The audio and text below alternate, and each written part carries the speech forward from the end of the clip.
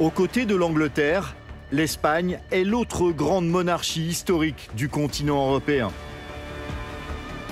On peut considérer que sur la planète Gotha, les Bourbons d'Espagne arrivent en deuxième position, juste après les Windsor à Londres, sur l'intérêt médiatique qu'ils vont susciter dans le monde entier. Un intérêt médiatique qui explose dès que la famille royale est touchée en plein cœur.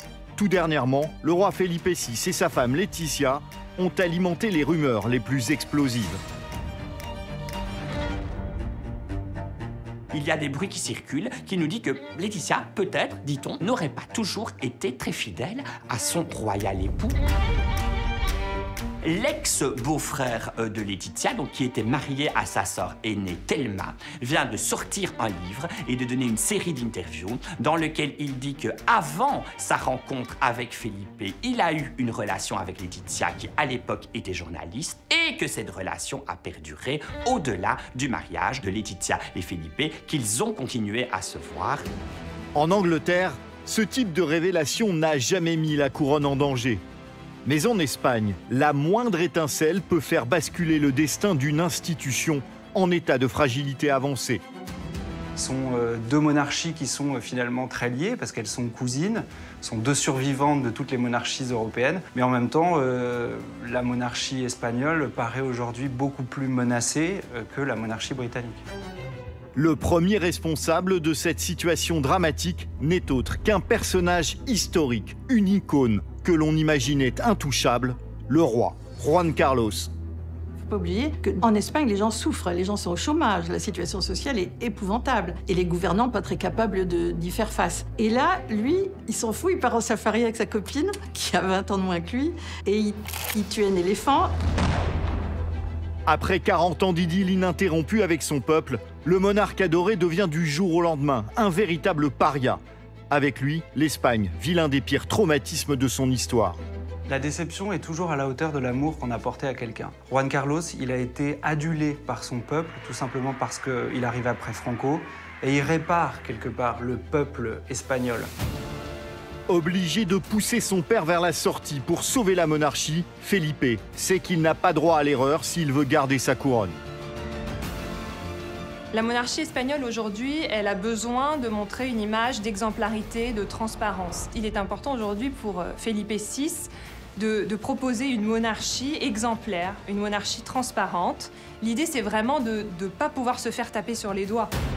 Problème, les journaux du monde entier sont à l'affût du moindre dérapage du roi ou de ses proches. La pression est permanente. La moindre de leurs sorties est étudiée. Ils savent qu'ils se doivent d'être exemplaires. Pire, une grande partie des Espagnols rêvent aujourd'hui d'en finir définitivement avec l'institution royale. Vous avez en Espagne un mouvement qui s'appelle les Indignés, qui est un mouvement essentiellement politique de gauche et qui se pose la question aussi sur l'importance de garder une monarchie. Le roi Felipe VI doit aussi gérer une situation familiale explosive. Sa mère, l'ultra-conservatrice reine Sofia, n'a jamais accepté le mariage de son fils avec Laetitia, une roturière divorcée. Entre les deux reines, la hache de guerre n'est toujours pas enterrée. Laetitia s'installe d'emblée en parfaite opposition par rapport au travail qu'a effectué sa belle-mère et d'emblée est bien décidée à dépoussiérer cette vieille couronne espagnole. Les tensions sont au sommet, au plus haut point, puisque cette fois, Laetitia est bien décidée à montrer que la reine maintenant, c'est elle. Malgré son exil forcé dans les monarchies du Golfe, le roi déchu Juan Carlos est toujours aussi encombrant pour la couronne. Son ex-maîtresse, la très sulfureuse Corina, a définitivement ruiné son image publique. Lui a été d'une grande naïveté, il a cru au grand amour et elle n'était pas mécontente de se retrouver avec plusieurs dizaines de millions sur son compte en banque. Alors que la santé du vieux monarque décline chaque jour, sa fin de vie est devenue une affaire d'État qui risque de fracturer l'Espagne. C'est un vieil homme de 85 ans qui a du mal à marcher, à se déplacer et qui forcément n'avait jamais pensé qu'il pourrait finir ses jours loin de l'Espagne et de sa famille. Et il pourrait mourir à Abu Dhabi et on pourrait le ramener discrètement en Espagne. Je pense que son fils a une relation compliquée avec lui, très froide. De l'interminable descente aux enfers d'un roi superstar à l'improbable histoire d'amour entre une journaliste divorcée et un prince héritier, nous allons vous révéler les secrets les mieux gardés de la couronne d'Espagne. Son véritable patrimoine, son train de vie quotidien et enfin, comment les femmes de la famille ont pris le pouvoir au sein de l'institution.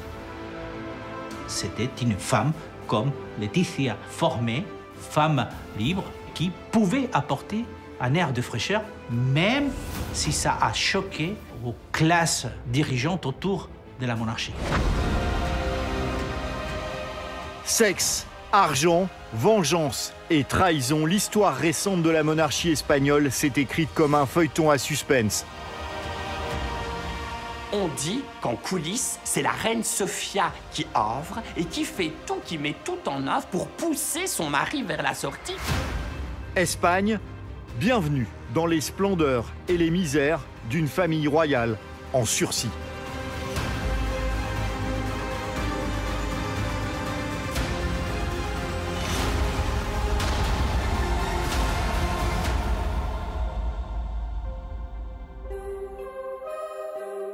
Le Palacio Real, au cœur de Madrid.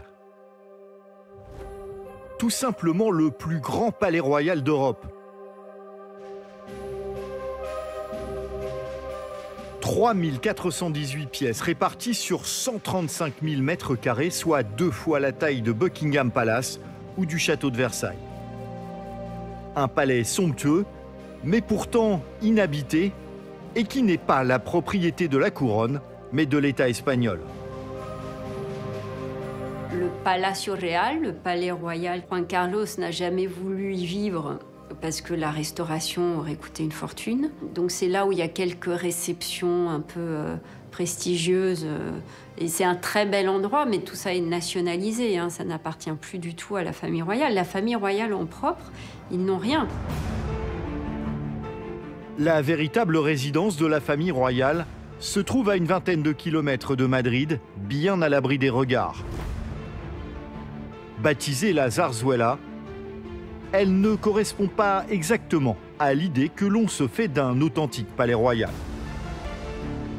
C'est un grand complexe aux alentours de Madrid, mais ça n'a rien à voir avec un Buckingham Palace ou Sandringham ou alors encore Balmoral. La Zarzuela est située à quelques kilomètres de Madrid. C'est un endroit excentré par rapport à la capitale. Je dirais que c'est presque un endroit intime. La Zarzuela, c'est un pavillon au milieu de plusieurs hectares de terre où vous voyez des biches gambader en liberté. Voilà, ça n'est pas un palais à proprement dit. J'ai fait une entrée principale où vous avez des tapisseries, des choses comme ça. C'est vaste. Et puis après, j'ai été dans des bureaux, voir le staff de com du roi et de la reine. Donc, c'est des endroits très froids. Et c'est très moche à l'intérieur. Il n'y a rien.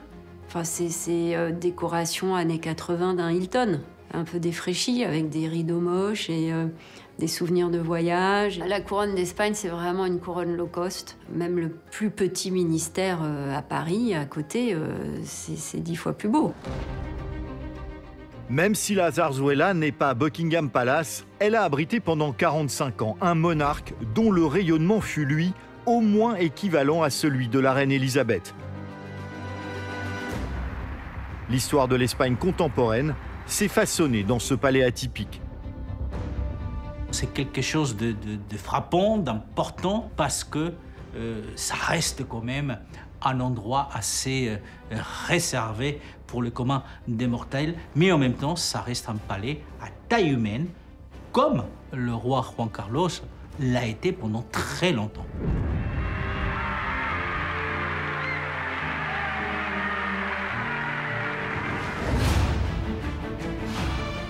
13 août 2012, une bombe explose à la une de tous les médias espagnols.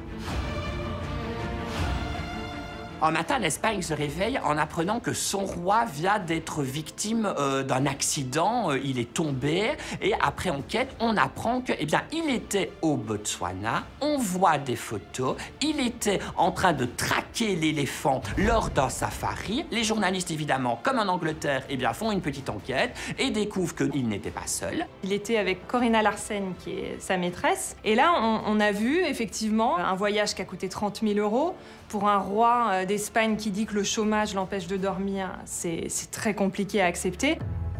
La photo de la chasse au Botswana, elle démontre un décalage vertigineux entre le roi et la population. Effectivement, c'est impensable. Enfin, se dire qu'on peut aller se faire plaisir en tuant des éléphants après avoir payé, enfin, été invité, parce que le cadeau a coûté plusieurs dizaines de milliers d'euros. Un tel cadeau, quand des gens en bavent pour gagner 1 000 € par mois, c'est sûr que ça passe plus. Si tout le pays est en état de sidération, c'est que Juan Carlos est le roi des rois. Un souverain hors norme qui a redressé l'Espagne après 40 ans de dictature.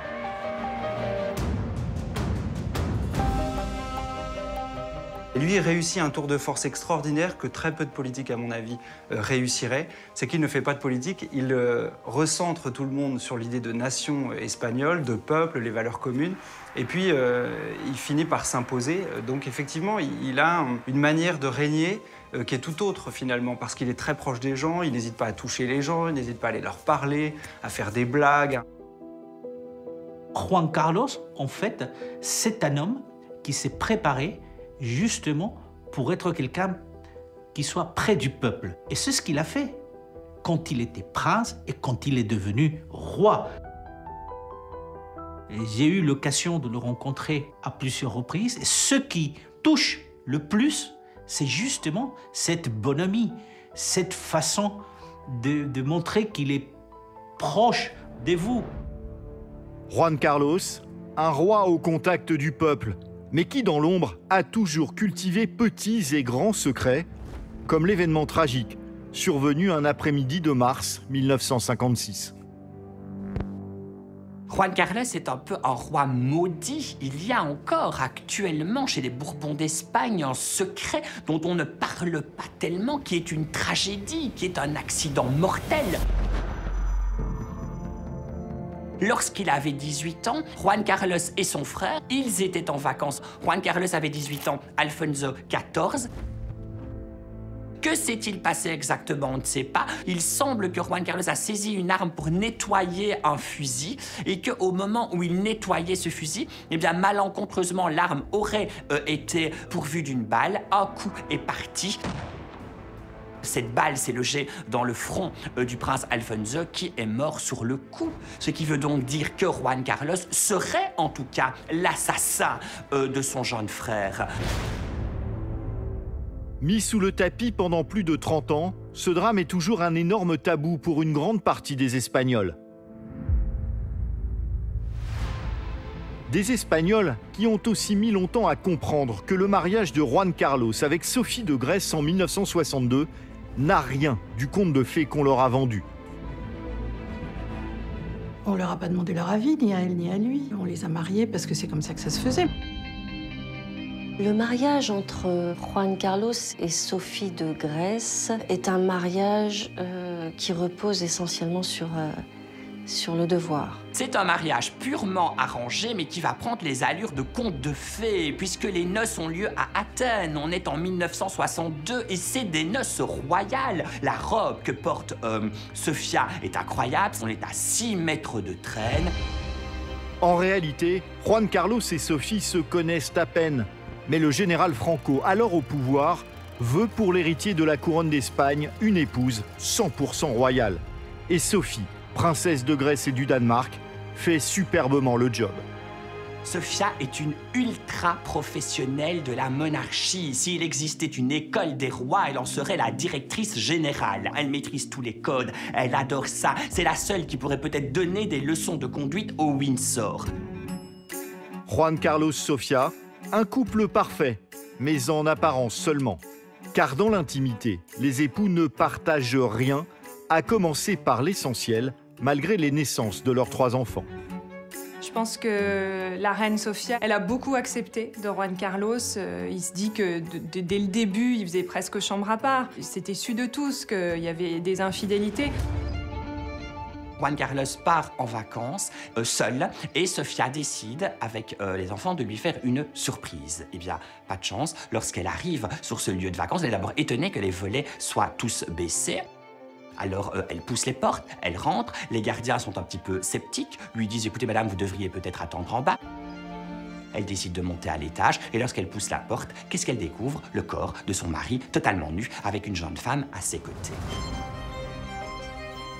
Oui, c'est un homme, on peut le voir dans les images de lui des années 80-90, c'est un bel homme, très sportif, très drôle, très accessible. Et je pense qu'il a été très courtisé par beaucoup de femmes qui devaient être très flattées de l'avoir dans son intimité. Moi, personnellement, sur le plan moral, je lui en veux pas. Le mec, il veut vivre sa vie, c'est normal. Alors, il a des maîtresses, évidemment. Sophie, la pauvre, elle n'a pas l'air taillée pour le rôle d'aller faire un peu la vie, faire un peu la fête. Hein. Après la naissance de Felipe en 1968, Juan Carlos et Sophie vivront chacun dans une aile bien séparée du palais de la Zarzuela. Les retrouvailles ne se feront plus que lors des cérémonies officielles pour donner aux photographes l'illusion d'un couple amoureux.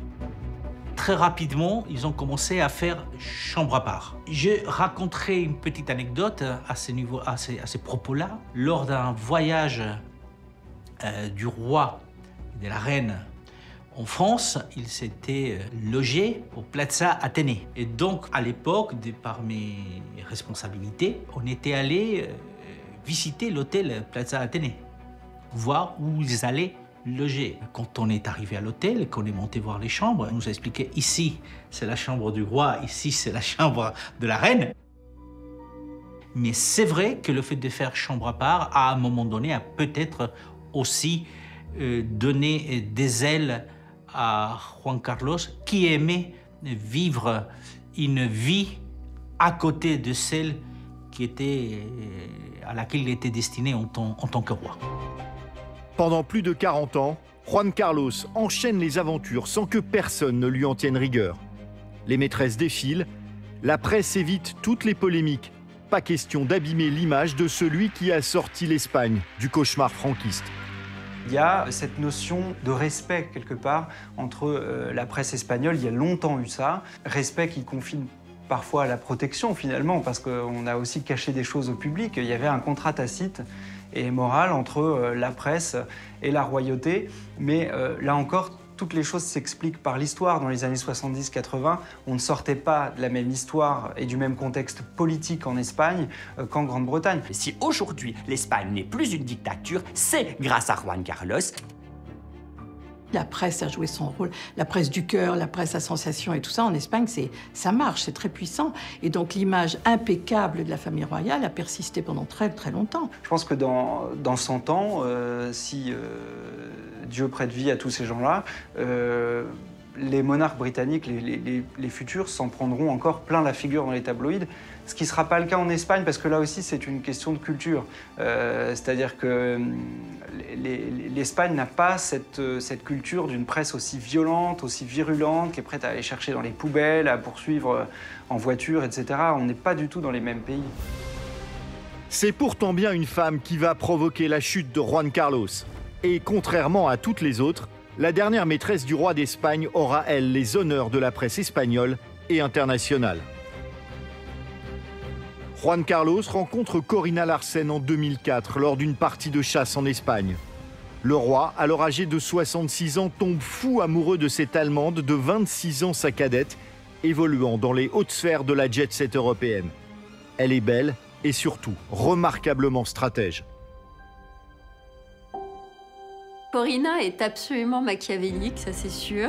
Il a eu des maîtresses antérieures, mais c'était des Espagnoles plutôt discrètes qui n'ont pas essayé de tirer profit de cette relation. Je pense que Corina avait un projet très clair.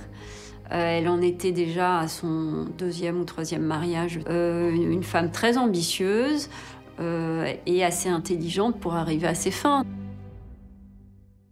C'était une très belle femme qui a su mettre à profit sa beauté. Qui est Corinna Tsutsain-Wittgenstein? C'est une femme de bonne famille d'origine danoise qui a été mariée 2 fois, dont une fois avec un prince allemand. C'est une femme brillante qui s'est spécialisée dans le monde des affaires et des affaires avec le Moyen-Orient. Juan Carlos la rencontre à une partie de chasse chez des amis. Elle est brillantissime en tir et donne des conseils au roi. Une femme aussi belle qu'elle, capable de donner des conseils sur la façon de manier le fusil, ça n'a pu que le séduire. Très habilement, Corinna va mettre son royal amant en relation avec le monde des affaires internationales. Juan Carlos est roi d'Espagne, il peut faciliter certaines transactions moyennant d'énormes rétrocommissions. Pourquoi le roi d'Espagne s'est-il corrompu comme ça? Certains disent qu'avoir connu l'exil, être né en exil, avoir connu cette difficulté-là de voir un père se battre pour sa légitimité de roi, l'a traumatisé et amassé. S'enrichir de la sorte aurait été une façon de se rassurer. Le prince Charles, il a évidemment un patrimoine privé, c'est une des plus grandes fortunes du pays. Juan Carlos, je pense, depuis tout petit, il a été dans la gêne parce que son père avait plus beaucoup d'argent, il vivait en exil. Ils avaient vraiment des moyens très limités. Ils vivaient grâce à la générosité de grands aristocrates espagnols. Donc Juan ne pouvait pas emmener tous ses enfants en vacances. Donc Juan Carlos, quand il est arrivé en Espagne, à l'âge de 10 ans, il vivait à la botte de Franco. Et c'est son précepteur qui lui offrait ses vêtements parce qu'il n'avait pas de pull et pas de pantalon à se mettre. Donc il a toujours vécu dans ce complexe d'être dépendant des autres et d'avoir très peu d'argent. Après, avec les vieux jours, en se disant qu'il allait peut-être passer la main à son fils et qu'en effet, il avait peut-être envie de profiter de la vie, il a dû sûrement recevoir une donation d'un de ses amis de 40 ans qui était le roi d'Arabie Saoudite. Il l'a planqué comme beaucoup de gens en Suisse, ce qui a été prouvé d'ailleurs parce qu'il y a une lettre du roi d'Arabie Saoudite qui explique qu'il fait une donation à un de ses meilleurs amis, le roi Juan Carlos. Montant de la donation, 65 millions de dollars que Juan Carlos va soigneusement dissimuler sur des comptes offshore d'une dizaine de paradis fiscaux. Tous sont ouverts au nom de sa maîtresse pour brouiller les pistes. Mais quand il veut récupérer cet argent coup de tonnerre, Corinna Larsen lui oppose un refus catégorique, c'est la guerre. C'est quelqu'un de très paranoïaque, qui aurait rêvé être reine d'Espagne et qui a tout fait pour l'être. Et quand elle a compris qu'elle ne le serait jamais, elle s'est retournée contre le roi Juan Carlos. Et elle existe aujourd'hui en sortant des inepties sur la couronne d'Espagne, avec beaucoup d'incohérences, parce que dès qu'on gratte un peu, c'est quand même, tout est un peu bizarre. Mais c'est vrai qu'elle aurait adoré vivre au milieu d'un film de James Bond où à la fin, elle arriverait reine d'Espagne, sauf que tout ça n'est heureusement pas arrivé, mais je dois dire qu'elle a été très coriace.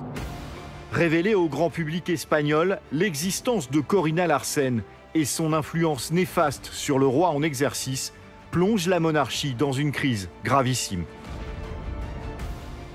Il aime trop l'argent, il aime trop ce que l'argent peut lui apporter.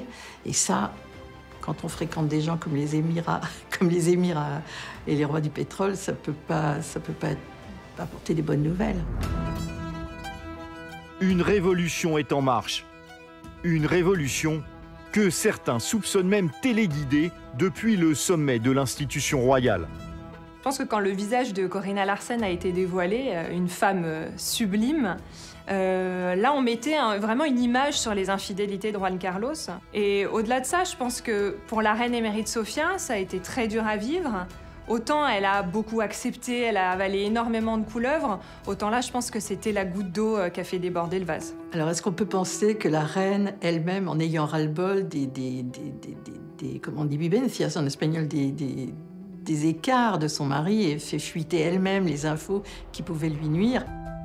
On dit qu'en coulisses, c'est la reine Sofia qui œuvre et qui fait tout, qui met tout en œuvre pour pousser son mari vers la sortie. On dit qu'elle ouvre elle-même la porte, entre guillemets, elle aurait donné à la presse des photos de ce fameux safari. C'est aussi la vengeance d'une femme qui a été trompée toute sa vie et une femme, une grande professionnelle qui sait très bien que la situation commence à sentir très mauvais et que la couronne a besoin de jeunisme, a besoin d'une autre image pour rester forte, pour rester fière. Sa fierté, la couronne espagnole en avait déjà laissé une bonne partie au vestiaire en 2010, avec un gros scandale lié à la famille royale. C'est l'affaire du fonds d'investissement fictif Nous, impliquant la fille aînée du roi, l'infante Cristina, et son mari, Iñaki Urdangarin. Très clairement, ça a fragilisé à l'époque l'image de la monarchie. Les affaires de corruption du gendre du roi, qui a été donc jugé pour des affaires de corruption, et aussi l'infante Cristina, qui a été le premier membre de la famille royale à devoir répondre de ses actes devant la justice pour fraude fiscale. Là, on a une histoire de corruption qui implique des dizaines et des dizaines de personnes. Je crois qu'il y a plus de 30 personnes enquêtées dans cette histoire. Alors, au final, on a 19 condamnés. Enfin bon, c'est énorme. Cristina a épousé Iñaki Urdangarin, qui à l'époque était une star du sport espagnol. Donc c'était un couple vraiment très populaire. Et il s'est retiré. Il a fallu qu'il se réinvente en homme d'affaires. Il a tiré profit des relations de son beau-père parce que c'était quand même le gendre. Donc ensuite, il s'est fait un peu rouler par son associé. Enfin, le fait est que il a été poursuivi en justice, que malheureusement l'infante Cristina, mais je crois que c'était même pour une raison presque politique, pour montrer que la justice était égale pour tous, l'infante Cristina a dû témoigner devant le juge. Donc évidemment, ça a fait désordre. Je reste persuadée que le Juan Carlos et Sofia n'étaient pas au courant et qu'ils ont découvert le problème quand c'est sorti. Ce premier scandale met une pression énorme sur la couronne. Les écarts de conduite de Juan Carlos achèvent de la discréditer. Pour sauver les meubles, il faut une décision radicale.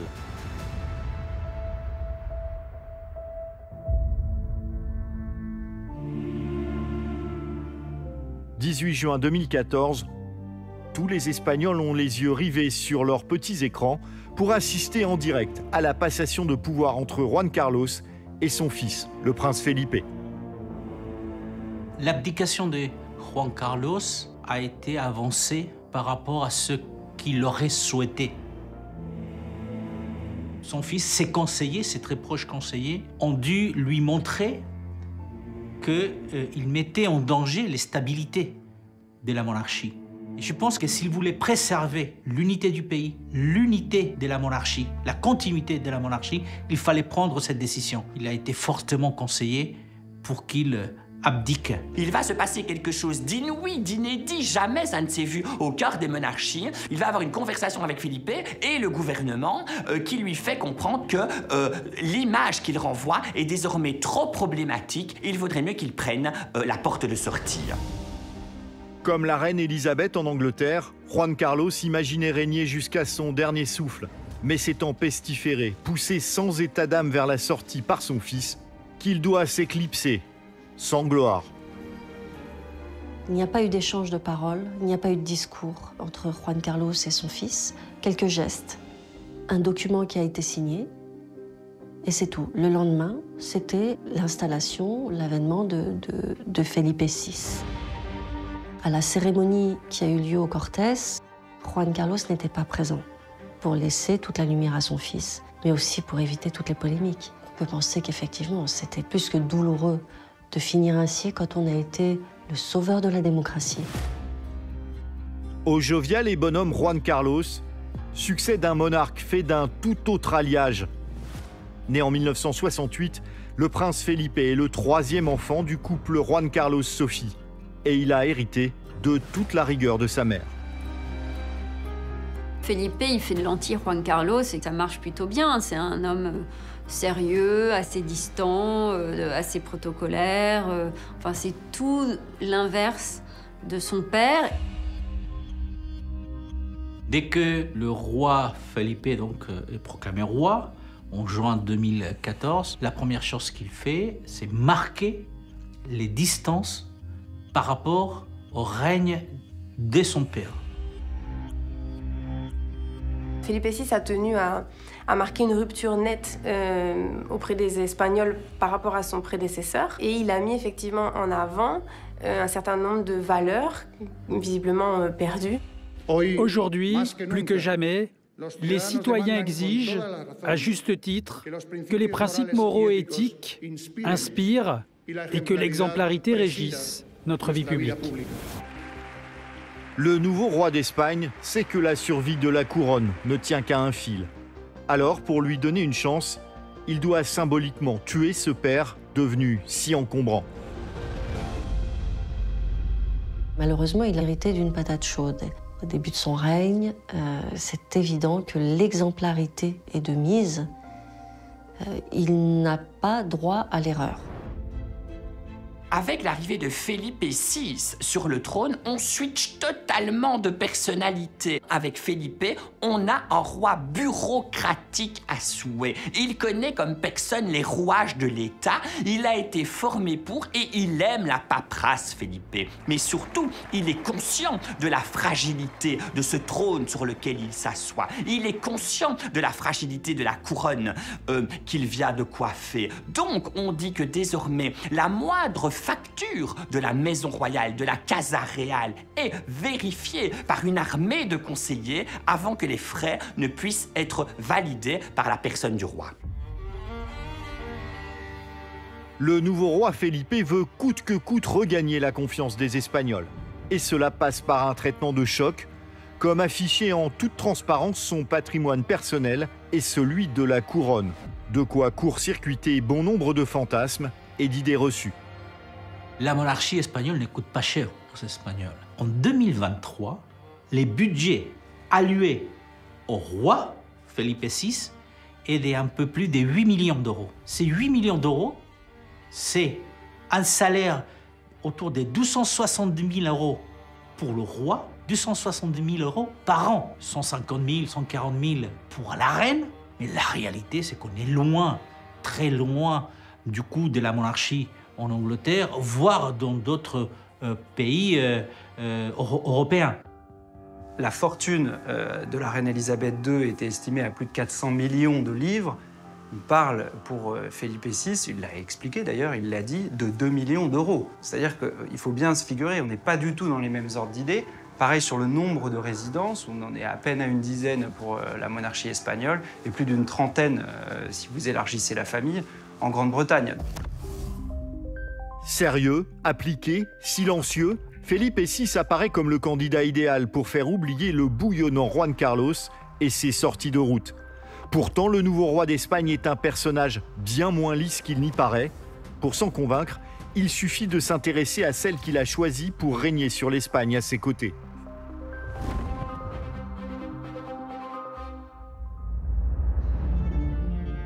Madrid, 22 mai 2004, le monde entier a les yeux rivés sur la cathédrale de l'Almuñéda, où le prince héritier, Felipe de Bourbon d'Espagne, épouse Leticia Ortiz. Ce jour-là, la couronne espagnole déploie des fastes impressionnants qui n'ont rien à envier à ceux que sortent les Windsor dans les grandes occasions. C'était un mariage magnifique. C'était un mariage fastueux, oui, parce qu'on mariait l'héritier du trône, le futur roi d'Espagne. En cela, il fallait quand même faire rêver, il fallait quand même apporter un peu de faste à cette monarchie. Le mariage de Leticia d'Espagne et de Felipe a été un gros événement, mais parce que de toute façon, ça faisait quand même un moment qu'il n'y avait pas eu de tel mariage dans le pays. Felipe est l'héritier de la couronne, donc forcément, c'est un événement qui attire beaucoup de monde. Le mariage à Madrid est incroyable en matière de prestige audiovisuel. C'est le premier mariage qui réunit 1 milliard de téléspectateurs et qui est retransmis sur 160 chaînes de télévision à travers le monde. La robe de Laetitia, ce jour-là, est stupéfiante. Elle a fait appel à un styliste de 86 ans, Manuel Pertegas, qui a vraiment créé une robe hors du temps. La traîne fait plus de 6 mètres. Elle a entièrement été rebrodée au fil d'or. On voit pour Laetitia que physiquement, le fait de tirer cette traîne est quelque chose de très très dur, de très très lourd en tout cas. Ce chef-d'œuvre, littéralement, de la haute couture va être estimé à 6 millions d'euros actuels. Derrière un folklore de contes de fées, le mariage du prince Felipe et de Laetitia constitue bien une révolution sans précédent dans le petit monde des cours européennes. Il inaugure une nouvelle ère d'ouverture au sein des familles royales. L'arrivée de la reine Laetitia a été un coup de tonnerre pour plusieurs raisons. La première, si vous voulez, c'est parce que c'est une roturière. Ce n'est pas quelqu'un qui vient d'une famille royale. C'était une journaliste qui présentait tous les soirs le journal télévisé à la télévision publique. Donc elle était connue de toute l'Espagne. C'était quelqu'un qui était divorcé puisqu'elle s'était mariée quelques années auparavant. Elle a porté la fraîcheur de cette nouvelle société espagnole et du rôle des femmes qui ne sont pas uniquement que des potiches qu'on met à côté. Non. Ils se rencontrent pour la première fois en 2002 lors d'un débat. Laetitia est journaliste pour la TV, la télévision, la grande chaîne de télévision espagnole. C'est elle qui est à la présentation du JT. Elle est reporter. Elle a couvert quantité de grands événements, dont notamment les attentats à New York en 2001. Bref, ils se rencontrent pour la première fois en 2002. Et quelques mois plus tard, ils se retrouvent sur les plages de Galice lors du naufrage du pétrolier Le Prestige. Et c'est là, dit-on, qu'il va vraiment y avoir un premier rapprochement. Un rapprochement qui ne fait pas du tout l'unanimité. Sofia et Juan Carlos rêvent pour leur fils d'un profil plus conforme à la tradition monarchique. À la Zarzuela, ça se passe très très mal avec Sofia et Juan Carlos lorsque Felipe annonce sa décision de demander la main de Laetitia. Ils auraient voulu une jeune dame issue des milieux aristocratiques parce que la couronne, qui est très très très récente, a encore besoin d'asseoir en tout cas sa légitimité. Jusque-là toujours très docile, le bon élève Felipe hausse le ton. Cette fois-ci, c'est lui qui décide. Alors Felipe, ce qu'il faut savoir de lui quand même, c'est qu'il a commencé par s'affirmer vis-à-vis de sa mère en particulier, vis-à-vis de sa famille, d'une manière très ferme. Quand il a voulu épouser Laetitia et qu'ils ont commencé à tordre le nez parce qu'elle est divorcée, parce que ci, parce que ça, il a dit c'est elle ou ça sera personne. Il était tombé amoureux d'elle et il voulait plus renoncer. Il voulait plus renoncer à cette femme parce qu'il avait été obligé de renoncer à d'autres flirts qu'il avait eus et dont on avait dit qu'ils étaient très sérieux. Je pense à Isabel Sartorius, qui était une famille aristocrate espagnole, qui était une femme qui avait fait des études universitaires, qui était très bien, mais qui apparemment n'était pas du goût de la reine Sofia ni de Juan Carlos. Et on lui a imposé justement de rompre cette relation. En imposant Laetitia au cœur de la famille royale, le prince Felipe donne un énorme coup de pied dans la fourmilière. Son choix amoureux est aussi clairement celui de la modernité. La vraie modernité de la couronne espagnole, c'est Laetitia. Avec Laetitia, le 21e siècle est rentré à la cour d'Espagne, chez les Bourbons d'Espagne. Sofia était restée dans une neutralité, dans un côté ultra professionnel. Laetitia, pas du tout. Laetitia s'installe d'emblée en parfaite opposition par rapport au travail qu'a effectué sa belle-mère et d'emblée est bien décidée à dépoussiérer cette vieille couronne espagnole. On a basculé dans autre chose avec la reine Laetitia, mais déjà 2 jours où ses fiançailles ont été annoncées. Il y a cette image avec des dizaines de photographes à la Zarzuela qui attendent l'arrivée de Felipe et de Laetitia pour annoncer les fiançailles et donc les premières photos officielles. Et tous les deux rentrent dans cette grande salle. Le prince, à ce moment-là, commence à parler. Et puis il y a Laetitia qui lui dit « Non, laisse-moi, Et c'est elle qui prend la parole. C'est inconcevable. Elle s'est très vite affirmée comme une femme à fort caractère et c'est quelque chose que les Espagnols ont remarqué très tôt puisque même lors de l'annonce de leur fiançailles, elle s'était octroyé le droit finalement de reprendre la parole puisque le roi Felipe VI voulait renchérir un commentaire qu'elle avait fait. Elle lui avait dit « laisse-moi terminer » et c'était contraire au protocole. Et ça a été une manière vraiment de marquer, c'est du marquage de territoire à l'état pur. Donc ça prouve que c'est pas une potiche. Problème, la personnalité explosive de la jeune femme apparaît comme immédiatement incompatible avec celle de sa belle-mère, qui, elle, a le protocole royal inscrit dans son ADN. Laetitia, avec son passé de journaliste, est quelqu'un qui aime prendre position, et quelqu'un qui aime la lumière. Et elle se dit que puisqu'elle est future reine d'Espagne, elle voudrait d'emblée rentrer sur le terrain et avoir un rôle vraiment à jouer. Sofia ne l'entend pas de la même oreille. Fiancée à l'héritier du trône, Laetitia va par amour pour Felipe accepter d'immenses sacrifices. Elle se glisse douloureusement dans une vie faite de contraintes permanentes. Laetitia comprend très vite qu'elle vient de mettre les pieds dans une institution où le silence est roi, que jamais plus elle ne pourra donner son avis. Et puis, sa vie d'avant lui manque terriblement. Elle qui a connu les grands événements, elle qui a connu les directs, qui a connu les nuits de travail, les rédactions, les stress, elle n'a plus tout cela et elle vit littéralement coupée du monde. Elle vit au pavillon de la Zarzuela où elle ne voit personne. On dit que le peu d'amis qu'elle rencontre, eh bien, ses amis doivent plonger en révérence face à elle et dès que l'officier d'ordonnance a refermé la porte, eh bien, elles éclatent de rire, ses anciennes copines, en disant « Mais mon Dieu, mais dans quel foutoir t'es-tu mise ?» Car Laetitia va subir un bizutage en règle de la part de ses beaux-parents qui veulent, coûte que coûte, la faire entrer dans le moule. Juan Carlos et Sofia ont essayé de la formater, de lui faire comprendre un peu le protocole de la couronne. Ça n'a pas été facile parce qu'elle a un caractère assez dominateur, on va dire. C'est une femme qui n'aime pas se taire. C'est une femme qui sait ce qu'elle veut. Et c'est une femme qui, comme n'est pas née reine, montre quand elle est contrariée facilement. Vous savez, la reine Sofia, quand elle est contrariée, vous ne voyez rien. Si vous le voyez, c'est parce qu'elle veut que vous le voyez. Avec la reine Laetitia, c'est complètement différent. Quand elle n'est pas bien, on le voit tout de suite. Elle a du mal à mentir. Après ses noces somptueuses en 2004, Laetitia sera pendant 10 ans une princesse parfaite et une mère exemplaire pour ses filles, Léonore et Sofia. 2 juin 2014, son destin bascule dans une autre dimension. L'abdication de Juan Carlos fait d'elle la nouvelle reine d'Espagne en exercice. Et en coulisses, la famille royale est au bord de l'explosion.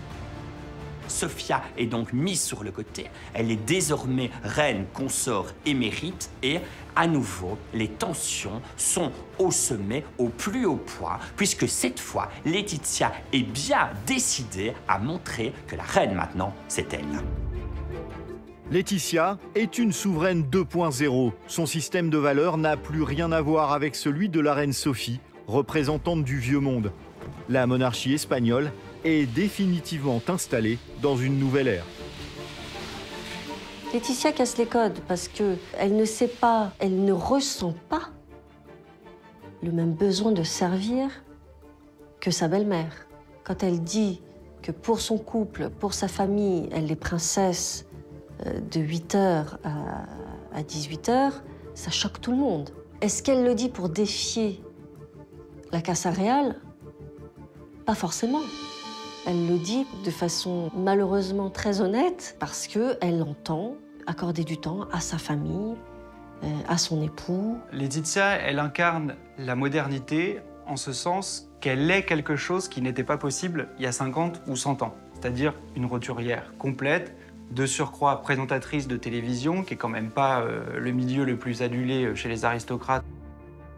Pensez à toutes les petites filles espagnoles qui, dans les années 90, ont vu une présentatrice de la télévision devenir la reine. C'est un truc que vous ne voyez que dans les films de Disney, finalement. Et ben, c'est arrivé en Espagne. C'est en ça que c'est moderne. Et elle est moderne aussi parce que elle est en phase avec les problèmes de son temps. Elle prend la parole. C'est pas une reine froide, austère. À bien des égards, le couple Felipe-Laetitia n'est pas sans rappeler un autre couple royal qui a aussi décidé de s'inscrire dans la modernité. Ils sont proches de Kate et William, ils se parlent beaucoup, ce sont deux couples qui sont assez modernes, qui incarnent une forme de modernité différente parce qu'on n'est pas dans les mêmes pays, mais qui sont totalement en phase avec l'époque. Laetitia, elle est complètement en phase avec son époque. Elle est très belle, elle est très sportive, donc c'est une femme extrêmement musclée. Elle doit faire 2-3 heures de gym par jour. Elle se préoccupe de sujets sur les femmes ou sur la santé qui sont aussi dans l'air du temps. Et elle a un côté très revendicatif féministe dans le sens où elle aime bien être devant, elle aime bien qu'on l'entende, elle aime bien faire des discours, alors que finalement, c'est la reine consort. Je pense que les Espagnols soit l'adorent, soit la détestent. C'est vraiment épidermique, je pense. C'est pourtant une grande majorité d'Espagnols qui est aujourd'hui acquise à la cause de sa reine. Une popularité que Laetitia doit en grande partie à une tragédie survenue en 2007 et qui va déclencher l'empathie de tout un pays pour la jeune femme.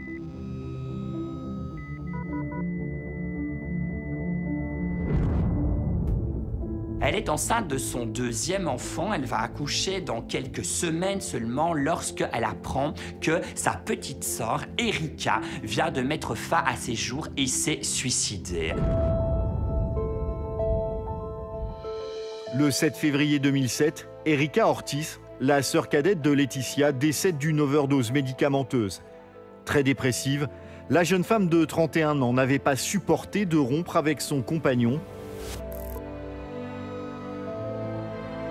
La future reine d'Espagne est KO debout. Elle est dans une grossesse qui touche déjà à sa fin. Elle est très fragile. Elle est en larmes, elle ne peut retenir ses larmes. On voit vraiment une jeune femme qui est au bord de la chute, nerveusement, physiquement. Et il va y avoir une bascule avec le peuple espagnol qui va se dire « Mon Dieu, mais la vie n'est pas simple pour Laetitia. » Elle aussi, malgré les dorures, malgré les ors, malgré les palais, elle vit, comme nous, des drames à sa façon. C'est le premier lien qu'il va y avoir, au fond, entre Laetitia et la population espagnole. À partir de ce moment-là, Laetitia va commencer à conquérir le cœur de sa future population. À la manière de Kate Middleton, Laetitia va effectivement réussir à charmer tout un pays qui n'a plus Dieu que pour elle.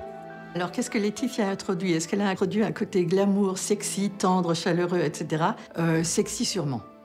Même si les Espagnols aiment bien les filles un petit peu plus enveloppées. Mais en tout cas, jolie, super bien habillée tout le temps, enfin, faisant toujours très attention à son apparence.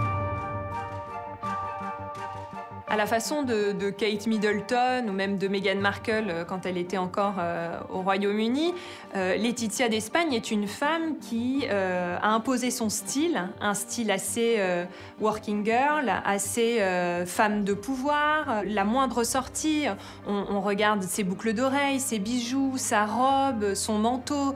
Elle est très copiée. C'est une femme qui a du goût, qui a du style.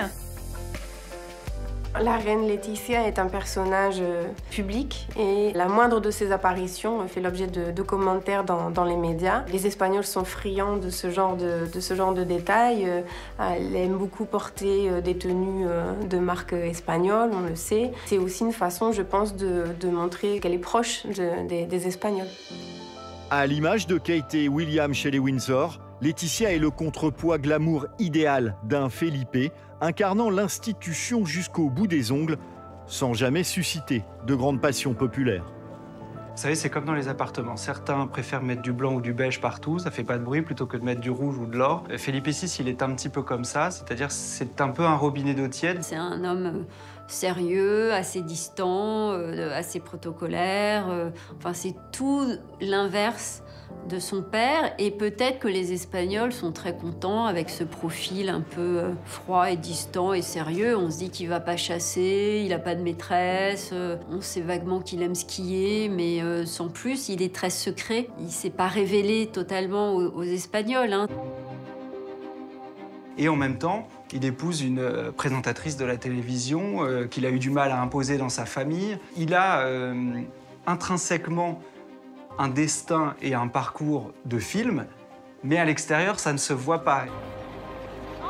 Felipe VI, il a clairement réussi aujourd'hui à redresser la barre, et notamment grâce à Laetitia.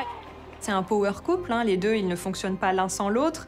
Et c'est vrai que quand on regarde un petit peu sur les images, on voit que Laetitia, elle marche pas derrière le roi, elle marche à côté. Le couple Felipe-Laetitia semble être un couple qui s'aime, mais aussi un couple qui désormais compose avec le royaume espagnol. C'est presque un couple à trois, Felipe, Laetitia et l'Espagne.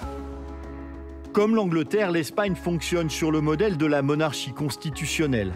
À ce titre, le couple de souverains en exercice n'a aucun pouvoir réel et n'intervient jamais dans le débat politique. Il est très très rare que Felipe et Laetitia donnent des interviews ou s'épanchent ou émettent des opinions. On les voit faire des discours qui sont rodés, protocolaires, mais il est très rare qu'on connaisse vraiment ce que pensent Laetitia et Felipe. Si les fonctions du roi d'Espagne consistent majoritairement à de la représentation diplomatique, il est aussi l'arbitre du bon fonctionnement des institutions nationales en cas de crise grave. Pour vous donner un exemple d'intervention, en 2017, quand il y avait eu le référendum d'autodétermination d'indépendance des Catalans, le roi Felipe VI était intervenu. Quand vous avez cette région qui demande son indépendance, c'est Felipe VI qui prend la parole à la télévision pour dire que l'État est menacé, qu'on doit rétablir absolument l'ordre à Barcelone et dans toutes les villes où il y a des manifestations. Vous ne verriez jamais ça en Angleterre. C'est pas possible. Faisant preuve d'autorité et bien aidé par une reine aussi glamour que moderne, Felipe VI remet la monarchie espagnole sur les rails et lui redonne son prestige. Les Espagnols n'ont fait que suivre leur instinct, celui d'appuyer une monarchie qui était quand même touchée. Mais les Espagnols ont toujours soutenu la monarchie parce que d'abord Juan Carlos et puis Felipe ont fait en sorte que cette monarchie puisse être respectée. Problème. Tout ce qu'a méthodiquement rebâti le souverain manque de s'effondrer quand un personnage qu'on avait mis au placard refait parler de lui avec fracas. 3 août 2020, c'est la date choisie par le diable Juan Carlos pour ressortir de sa boîte. Alors âgé de 82 ans, l'ancien monarque annonce officiellement qu'il s'exile hors d'Espagne pour ne pas compromettre l'institution royale. Cette décision ne doit rien au hasard. Le parquet de la Cour suprême espagnole s'intéresse aux monstrueuses commissions qu'aurait touché Juan Carlos pour la construction d'un TGV dans les Émirats arabes. C'est le scandale de trop. On est dans un drame littéralement shakespearien. Jamais aucun scénariste n'aurait osé imaginer la chose. Tant c'est énorme, tant c'est presque grotesque, le roi est obligé de fuir. Et il trouve refuge où? À Abu Dhabi, dans les Émirats arabes, où un prince richissime lui ouvre les portes d'un de ses palais. Juan Carlos est devenu persona non grata. En 2020, il prend la petite porte et il part s'exiler. Il quitte le royaume, celui qu'il a mis pourtant sur le chemin de la démocratie. On pense qu'au début, il part au Portugal, là où il a déjà vécu. Non, trop proche de l'Espagne. Et au final, on se rend compte qu'il part à Abu Dhabi. Donc c'est un étonnement pour tout le monde. Il est dans une chambre d'hôtel luxueuse au départ. Et après, il est hébergé par les autorités locales. Désormais indésirable en Espagne, Juan Carlos se retrouve seul face à ses regrets. Il a conscience qu'il a commis des erreurs, mais il n'avait pas mesuré, je pense, à quel point on le couperait de son royaume. Je pense qu'il s'imaginait disparaître quelque temps et puis avoir une certaine flexibilité pour revenir souvent en Espagne et garder ce lien qui est un lien sacré quand même avec son pays. Et je crois que c'est très difficile pour lui de revenir si peu, si ponctuellement, dans des conditions finalement assez précaires. Il est très seul, il est loin des siens, de son pays, donc il n'est pas amer, mais il est très stoïque. Il supporte la situation péniblement, mais avec hauteur. Conséquence directe de l'enquête qui vise Juan Carlos, Felipe VI doit déclencher une nouvelle opération main propre, jusque-là jamais vue dans aucune monarchie européenne. Cette fois-ci, la transparence financière est totale. Le roi communique même l'exact montant de son patrimoine financier. La fortune de Felipe, c'est 2 millions d'euros, donc il y a beaucoup plus de gagnants au loto ou à l'euro-million qui sont plus riches que le roi d'Espagne. Et en même temps, il est tout à fait cash là-dessus, sans mauvais jeu de mots. Il l'explique, il le dit. On a l'impression qu'il cherche à tout prix la transparence, comme pour imiter, par exemple, les pays d'Europe du Nord, etc. Mais parce qu'il est traumatisé par le scandale de corruption qu'il y a eu avec son père. Ce qu'on peut dire, c'est que dans sa volonté de paraître un roi exemplaire, le roi Felipe VI, il a dévoilé sa fortune personnelle, qui était de 2,6 millions d'euros en 2022, donc l'année dernière. À titre comparatif, pour Charles III, là, le Guardian a révélé, il est à une fortune personnelle estimée à 2 milliards. Donc c'est très différent entre la monarchie espagnole et la monarchie britannique. On est sur une fortune de l'ordre de 2,5 millions d'euros investis en actions, en produits d'investissement variés. Pas de patrimoine immobilier. Les palais, tout ça, c'est le patrimoine national, c'est-à-dire que le roi a la jouissance des palais, mais ne les détient pas personnellement. Le traumatisme est si profond que Felipe décide aussi de renoncer à l'héritage de son père pour préserver l'exemplarité de la couronne. Une décision lourde de sens qui en dit long sur la fracture entre un père et son fils. La relation père-fils est difficile. Quand il est venu à Abu Dhabi pour l'enterrement de l'ancien chef d'État, il n'est pas venu voir son père, qui était à Abu Dhabi. Donc ça prouve quand même que les relations sont froides. Juan Carlos, il est très meurtri par cet état de fait. Le fait qu'il y ait d'abord le manque de reconnaissance de son fils qui a eu la couronne grâce à lui, le manque de reconnaissance des Espagnols qui lui doivent la liberté et la démocratie. Évidemment, il est un peu meurtri parce que tout le monde lui a tourné le dos très brutalement et finalement ses amis se comptent sur les doigts de la main. C'est le renversement total. Donc c'est sûr que c'est pas évident pour lui et qu'il en souffre beaucoup, d'autant plus qu'il est très seul.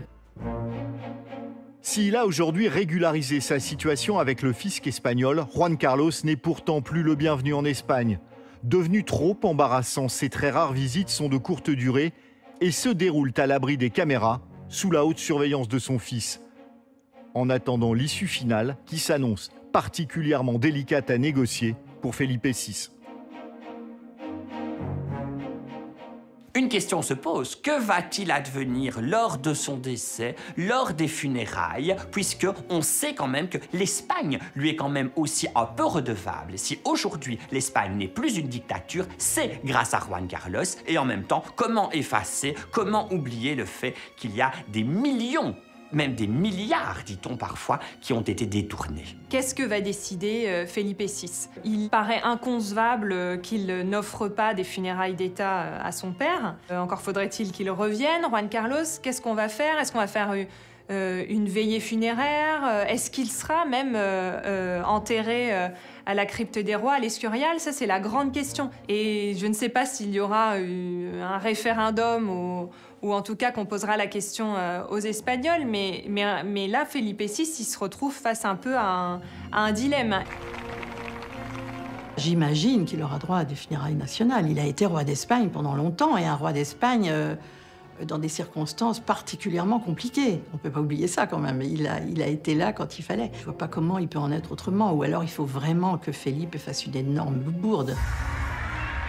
On peut penser quand même qu'il sera enterré en Espagne, exactement comme l'ont été tous les autres membres de la famille royale. Il est difficile de penser que, par souci d'exemplarité, Felipe VI aille jusqu'à empêcher que son père soit enterré en Espagne. Mais il n'y a rien d'officiel, d'organisé, un peu comme à la cour d'Angleterre. Et là, c'est pas du tout le cas. Et il pourrait mourir à Abu Dhabi et on pourrait le ramener discrètement en Espagne. Je pense que son fils a une relation compliquée avec lui, très froide. Il l'a mise à distance et je pense pas qu'il soit là en train d'organiser des funérailles à la hauteur de son rôle historique. Parce que finalement, Il a peur que son père soit encore radioactif et déteigne sur lui. Si le roi Juan Carlos mourait à Abu Dhabi, à titre personnel, je pense que ça serait une catastrophe. Parce que il s'est trompé en 2012. Il a fraudé le fisc. C'est une réalité. Parce que c'est un roi d'un autre temps. Mais ça ne nous fait pas oublier ce qu'il a fait. Mais est-ce que c'est grave en vrai? Vous savez de toute façon ce qui va se passer, c'est que le jour où il meurt, s'il meurt en exil, en fonction de l'histoire qu'ils ont envie de raconter, ils vous verrouillent la chose et puis ils vous disent qu'il est mort ou ça va arranger qu'il meurt. Je l'ai pas dit, hein.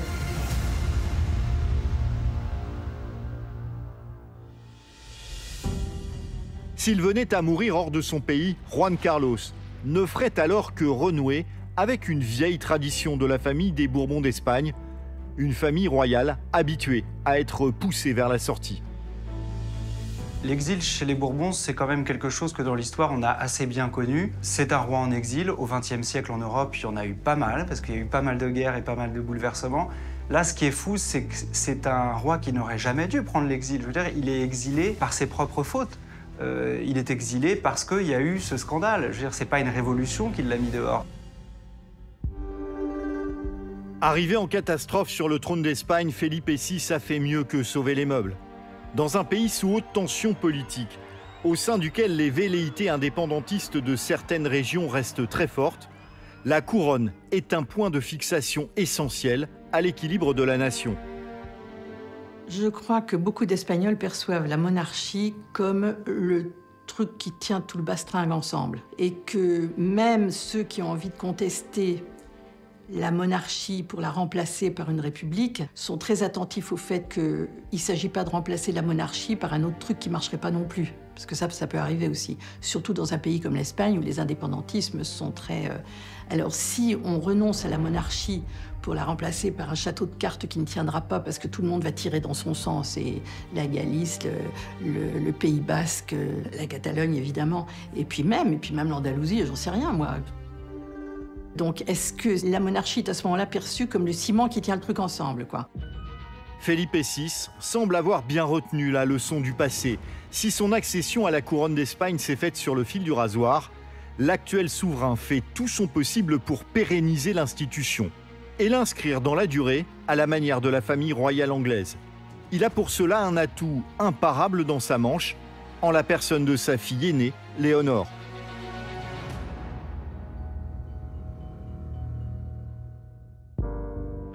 Felipe VI et la reine Laetitia ont volontairement épargné leurs enfants de la vie médiatique et effectivement, ils n'ont pas été sous le feu des projecteurs pendant leur adolescence. Pour les préserver effectivement, eux, dans leur enfance, pour peut-être mieux les préparer à leur future fonction, notamment la princesse Léonore. Dernièrement, la princesse Léonore a occupé effectivement beaucoup l'actualité espagnole puisqu'elle a fêté ses 18 ans, elle a prêté serment sur la Constitution et d'après divers sondages, elle est devenue même plus populaire que son père, Felipe VI, et c'est quelque chose qui profite à toute l'institution monarchique finalement pour se rapprocher des Espagnols. Le prochain souverain espagnol sera donc une femme. Et Felipe VI le sait bien, c'est un extraordinaire message de modernité qu'envoie la maison royale au monde entier. La transition est déjà en marche. Je pense que les 18 ans de Léonore, ça a été l'occasion pour eux de mettre le paquet médiatique sur l'héritière, parce que jusqu'à présent, les Espagnols ne connaissaient pas l'héritière. Felipe VI a suivi une éducation très particulière. Et c'est l'éducation qu'il a donnée à sa fille Léonore, qui est appelée à être reine d'Espagne. C'est quelqu'un aujourd'hui, qui a 18 ans, qui a juré la Constitution, qui est allé devant le Parlement espagnol, qui est en train de faire ses classes militaires, comme son père. Et elle a, de ce qu'on voit aujourd'hui, le même caractère que son père. C'est quelqu'un de réservé, c'est quelqu'un qu'on ne voit pas dans les tabloïds habillé avec des uniformes d'une armée de la Deuxième Guerre mondiale en sortie de boîte. C'est quelqu'un de très réservé et qui a, je crois, à cœur, justement, parce qu'elle a vécu de près, ce qui s'est passé avec son grand-père, le roi Juan Carlos. Je crois qu'elle a à cœur de continuer ce qui son père Felipe VI lui est en train de l'apprendre. Pour la première fois, ils l'ont mis sur le devant de la scène, elle a fait ses premiers discours, elle était parfaite, elle est jolie, elle a une formation militaire, une vraie formation militaire aujourd'hui. Et donc, comme s'il y avait un air d'espoir, de renouveau, c'est une jeune fille, elle est très belle, elle sourit très bien, elle est sérieuse, elle parle toutes les langues régionales espagnoles. Et donc, puisque finalement Felipe est assez froid et fait peut-être pas l'unanimité de tous, que le grand-père suscite une certaine déception chez certains, on a mis un focus médiatique sur Léonore pour faire voir que la couronne, ça peut être aussi glamour et qu'elle est quand même porteuse d'un air de modernité, parce qu'on aura une reine d'Espagne un jour. Une future reine encore sous l'autorité de ses parents, mais qui devra bientôt s'en émanciper pour faire face au plus fabuleux de tous les destins. Je pense que quand elle va grandir, Léonora, elle va s'affirmer, elle va prendre aussi ses distances vis-à-vis de son père et de sa mère, elle va dévoiler sa personnalité et elle est condamnée à le faire puisqu'elle est appelée à être future reine d'Espagne. Felipe VI, il a imposé Laetitia à ses parents, qu'il n'en voulait pas au départ et que finalement elle a été acceptée. Et je pense que vraiment, au vu de leur complicité, de leurs échanges, de cette volonté d'être un père quand même présent, je pense pas qu'il impose à Léonore un grand aristocrate ou une personne de sang bleu. Je pense que si elle tombe amoureuse d'un jeune homme, peut-être là même, on l'a vu, des échanges de regards sur des petites séquences au Palais Royal avec un de ses camarades de l'Académie militaire de Saragosse. Pourquoi pas? Enfin, je pense que tout est possible, tout est ouvert. Léonore, grâce à sa mère, grâce au fait que Laetitia est la première à avoir révolutionné la couronne et à être issue du peuple, va jouir d'une totale liberté en matière de ses choix amoureux. On dit d'ailleurs qu'elle serait déjà en couple avec un joueur de foot de Séville, bref, qui n'a aucune goutte, lui non plus, de sang bleu dans les veines. Organisée de main de maître par Felipe et Laetitia, la montée en puissance de Léonore témoigne surtout de la vision à long terme du couple royal. La couronne espagnole veut avoir son mot à dire au XXIe siècle. Avoir une reine en Espagne, c'est évidemment un clin d'œil. Non pas qu'il n'y en ait pas eu, parce qu'il y en a eu, hein. Mais en revanche, l'histoire du dernier siècle, c'est vraiment l'histoire du machisme le plus caricatural dans toutes ses représentations. Et donc le fait qu'après tellement d'incidents et tellement de recherches systématiques de l'héritier mâle qui sera représenté, le pays héritier de l'Empire sur lequel le soleil ne se couchait pas et tout ce folklore, et ça va être une fille. Donc ça, c'est marrant, ça fait sourire tout le monde et ça réjouit tout le monde, je crois.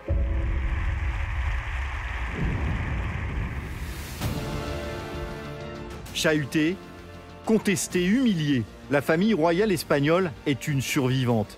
Car au-dessus de Felipe VI plane comme une étrange malédiction à laquelle son père et son grand-père, les deux rois qui l'ont précédé, n'ont pas pu échapper. Si on était mesquin, on dirait jamais 203. Le grand-père a perdu sa couronne, le père a perdu sa couronne. Il risque potentiellement de la perdre. Il a les cartes en main, je veux dire, il est roi, donc personne ne les a à sa place.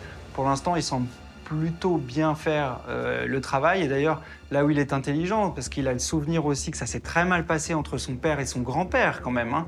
Son grand-père n'a pas du tout accepté et a très mal vécu la position de Juan Carlos quand il a accédé au trône, parce que finalement, ça devait être lui et pas Juan Carlos qui devait accéder au trône. Donc il associe sa fille. Ça, il l'a très bien compris, parce qu'il vaut mieux avoir les remplaçants potentiels proches de nous plutôt qu'opposés à nous. Et si nous suivrons toujours avec le plus grand intérêt la suite des aventures de la famille des Bourbons d'Espagne, c'est que l'avenir pourrait bien nous réserver une surprise qui aurait d'immenses répercussions dans notre pays.